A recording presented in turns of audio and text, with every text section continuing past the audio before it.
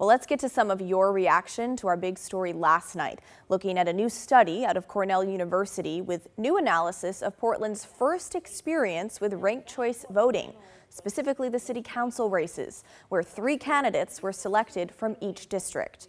The researchers found that the type of ranked choice voting in those races, single transferable vote, worked, quote, strikingly well on its promise of better proportionality. But even with that conclusion, many of you were not swayed. Cheryl wrote, "I hate it. Electing candidates with only 25% of the vote is deeply undemocratic."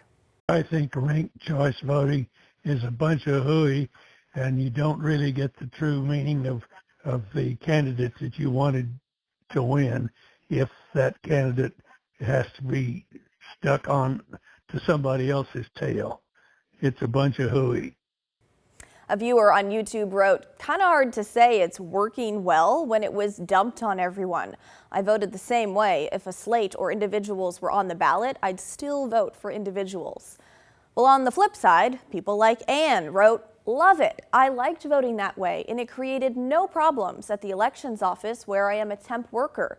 Elaine chimed in saying it was reassuring to see how votes were redistributed to similar candidates. The District 1 finding makes sense.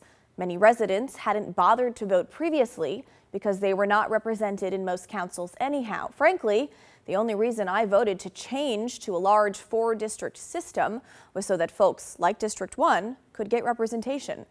And a YouTube comment read, "I love RCV. I'm just ticked off that the entire state didn't agree to it."